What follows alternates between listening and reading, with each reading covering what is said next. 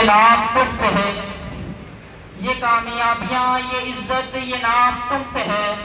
خدا نے جو بھی دیا یہ مقام تم سے ہے، تمہارے دم سے ہے میرے لہو میں یہ کھلتے گلاب،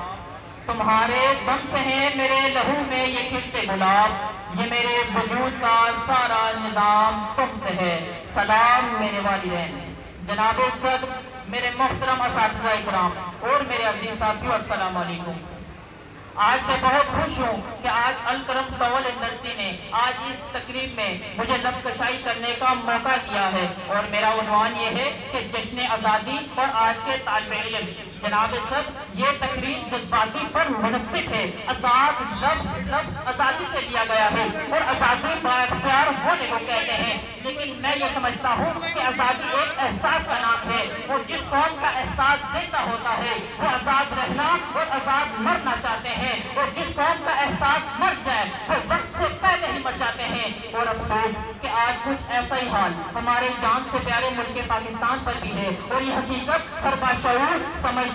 عقل مند کے دل پر آیا ہے کہ آج ملک کی معیشت کہاں ہے۔ ایک طرف اقلیت کی آشیاں ہیں تو دوسری طرف عوام کی خوشیاں، ایک طرف مائیں اپنے حمل باپ اپنے ہاتھوں سے اپنی نسلیں تباہ کر رہے ہیں۔ ارے جس باپ نے اپنے ہاتھوں سے بے روزگاری سے پاگل ہو کر اپنے بچوں کو دریائے راوی میں پھینک دیا، اس کے لیے گنگا جمنا اور دریائے راوی کیا فرق ہوگا؟ لگاؤ آپ لوگ آزادی کے نعرے لگاؤ اور نعروں سے اپنی حامی بہلاؤ۔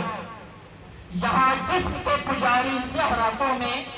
یہاں جسم کے پجاری سیاہ راتوں میں سفید جسموں کا جیون صرف کرتے ہیں، یہاں پہ ناچتے پیروں کی دھاپ بکتی ہے، یہاں پہ جاگتی آنکھوں کے خواب بکتے ہیں، یہاں پہ دھوپ سے ہونٹوں کی پیاس بکتی ہے کہ یہاں جسم ہے بکتے شباب بکتی ہے۔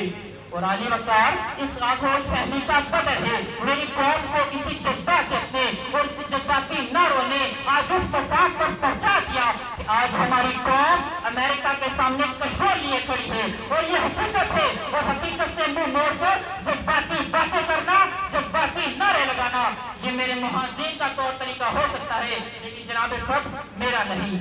اور عالی وقار ابھی کچھ دیر پہلے میرے ساتھی مکرم مجھے یہاں پر کہنے لگے کہ کسی بھی قوم کا روشن مستقبل اس کی نوجوان نسل ہوتی ہے، تو میں آج انہیں حقیقت سے دوچار کر دوں کہ جس نوجوان نسل کی وہ بات کرتے ہیں اور جس نوجوان نسل پر یہ ذمہ داری عائد ہوتی ہے وہ اقبال کا شاہین نہیں بلکہ کر کے بدتر زندگی گزار رہا ہے۔ حرام ان کے منہ کو لگ چکا ہے، کرپشن ان کے خون میں لیفٹ اور رائٹ پروسیس کی طرح ورزش کرنے لگی ہے، اور وہ محرم نام کی ٹیلیوں سے روک کر کوسوں دور جا چکی ہے، اور وہ مردانہ خراب مر چکا ہے۔ اور اب میں کیا کہوں علی وقار، اب میں کیا کہوں؟ یہ وہی نوجوان ہیں جو کانوں میں ہیڈ فون لگائے بڑی تیزی سے موٹر بائک چلاتے ہوئے یہ بات بھول جاتے ہیں کہ یہ جس زمین کو پیروں تلے کچلتا ہوا جا رہا ہے اس کے ذرے کو حاصل کرنے کے لیے میرے اور آپ نے آباء و اجداد کے خون کی ندیاں بہانی ہیں۔ اور یہ نوجوان جو ڈرون گرافی جیسے فحاشیوں اور یہودیوں کا غلام بن کر اپنی ساری جوانی تباہ کر چکا ہے، اس نے قوم کو کیا بات تعمیر کرنا ہے، اس نے ملک کو کون سا روشن مستقبل دینا ہے، یہ تو اپنے ہی مستقبل کو بحث کی آڑ میں اڑا چکا ہے۔ جس دیش کے کوچے کوچے میں افراد آوارہ پھرتے ہو، جس دیش کے کوچے کوچے میں ہر افراد آوارہ پھرتے ہو، جدھر کی بھوک اگلتی ہو، جہاں غم عرش سے گرتا ہو، جہاں بھوکے ننگے بچے بھی آہوں پہ پالے جاتے ہو، جہاں سچائی کے مجرم بھی زندان میں ڈالے